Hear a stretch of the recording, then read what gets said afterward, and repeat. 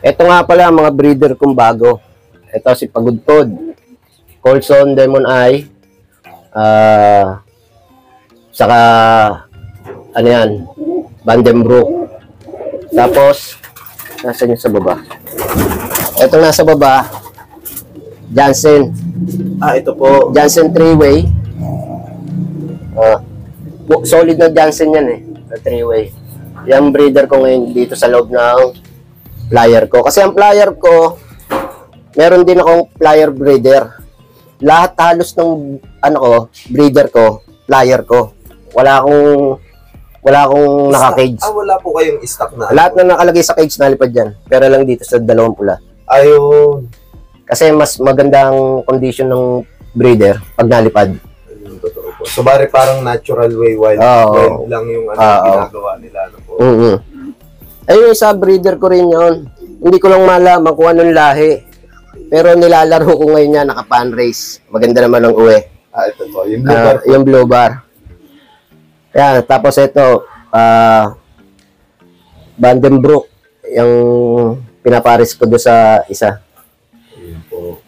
Pero yung breeder ko nasa kabila, nagkahalo-halo. Pero naka-break na lahat yan. Kasi off-season na eh. Magkakasakit kasi ibon pag sunod-sunod, nalalaspag, pumapayat. Kaya ang ginagawa ko, pinalilipad ko yung behave nila, yung pares. Ito, hindi ko lang nababaklas pa kasi kailangan ko ng all bird na gagamitin sa BBC. Yun po. So, bali naka-ready lang. Ang breed na yan, all bird lang ng BBC para sa norte. Susubukan ko. South. South ang umpisa nga pala. Hindi, norte ang umpisa, pero south ko ilalaro yan. Ang pang-norte ko, siguro, baka yung tatay. Baka yung tatay ko. Finisher ko ng Pagudpod.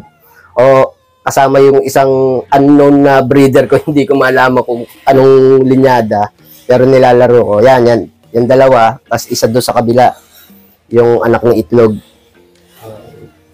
Wala pa kasing bawas yan, nabawasan lang ako namatay sa kainin to ko. 10 yan eh. Ang nandito, yung anak ng Pagudpod. Pangalawa, yung mismong Pagudpod na Colson. Pangatlo, yung blue bar na hindi ko malaman yung linyada. Tapos anak ng Stitch, 2. Nasa na isa? Isa pa na. Ayun. Dalawang babae. Ano yan? Nestmate. Ito nga pala, yung mga nakabaklas na. Katulad nito, kak na lang na natira.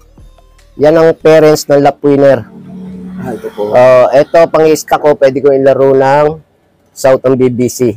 So, bali, sasanayin nyo pa rin po siya. Ito naman, baklas na rin. Ano naman yan? Tapos yan ang kalbayog, yung hen. Tapos anak niya yung 2. Colson din yan, anak ng Pagudpod. Yung nasa loob po. Anak niya. Producer na, nililipad ko pa. Ayun. Kinakarera pa rin po, Ganun kalupit. So, parang wild na wild type lang yung ginagawa niya. Natural system, po? Kailangan yon para mas mataas ang chance na makakuha ka ng anak nilang maganda. Super racer po, po? Dito naman sa kabila, yung mga breeder. Ito, breeder ko, yan? Maasin, ang baseline. Yung kabila, Vandenbroek, tapos ang kaparis niya, at balog ang finisher ko nitong south lang. So, bali may lipad po, po? May lipad yan. Tapos yun, gift egg. Binuhay niyo lang po. Gift egg. Karamihan dyan, gift egg. Katulad yan. Gift egg. Gift egg. Mga itlog lang. Saka yung Arden doon, gift egg din yun. Jansen pala. Mga gift egg. Gift egg lang yan ni Boss Henry ni Eric Mabuti. Eric Mabuti. Ito si ang producer ng Katbalogang finisher kong 2. Yung 10th overall, saka 6 overall. 5th overall. Tapos ito, Eric Mabuti rin yan. Siya rin nag-breed niyan. Ang lahian niyan is Marvick Ramirez. Cobra po. Ano? Cobra. Kahit naman siguro yung, hindi ko sabihin sa inyo yung kamukha talaga ng Cobra. Opo nga po. Plus, Well, iPad.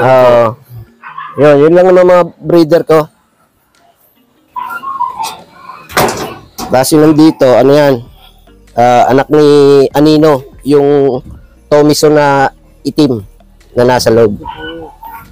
Tapos yung asawa, ano yan? PFC 2013 kay Arvin Layson. Yung mga panglaban din po yung mga magiging anak idol. Ano po? Solid yan. Yung kak. Producer po talaga nyo. Yung laro yan talaga. Yun, ganun lang kasimple. Yung ibang breeder na pinahihiram. Kasi hindi naman tayo mayaman para kayang patukayin lahat ng breeder. Madali naman tayong kausap. Patulad din ng nangyayari sa akin. Yung mga kakilala ko, nabibigyan lang tayo. So why not? Na-share din natin. Once nag-share ka, mas magaang, mas madali ang karera ng pagkakalapate. Huwag kang madamot. Saka B-Sport. Kaya nga tinawag na Pigeon Sport eh. So bali idol, may bibigay po ba kayong tips para sa mga newbie na gusto din pumasok sa pangangarera ng ibon? First and foremost, kung gusto niyo pumasok sa larangan ng pag-iibon, i-prepare nyo na yung sarili nyo, katulad ngayon, masikatan ng araw. Pag hindi mo kayang tumagal sa init ng araw, pagdating ng derby, hindi ka uwi ng ibon mo. Kasi hindi mo kaya magpainit para magpa-luply. Tapos pangalawa, responsibilidad bilang pansier. Kung ikay may asawa, talagang may mahating time sa pag-iibon. Medyo mag-aaway ka ng mag-asawa. Katulad ko, dumating kami sa puntong nag-aaway talaga kami. Dahil sa ibon. Muntik pa nga akong lumayas. Dahil ayaw niya uli yung ibon. Pero nung time na yon, nag-first overall ako, yun, nasa kanya yung pera. Di pinayagan na ako. Sa pangalawa, pag pinasok mo ang Pigeon Sport, dapat matyaga talaga. Matyaga. Tapos, be friendly. Iwanan mo sa kung saan man yung ugaling, yung magtatanim ka ng sama ng loob sa kasama mong pansier na tungkol lang sa ibon. Ang ibon ang naglalaban, hindi pansier. Tandaan nyo, tayo naglalaro sport. Walang sugal-sugal. Huwag nang daanin sa sugal. Kumbaga, para sa atin, dapat sport lang. Yung sugal, ilabas nyo na yan. Kumbaga, kasi lang po talaga. minsan, hobby lang talaga. Kasi minsan, pag nagsusugal, nandiyan na yung nasasaktan sa budget, kaya nagagalit. Si ganito, si ganyan, nagsisiraan. O ganun. Sport lang. Oo. Laro-laro lang.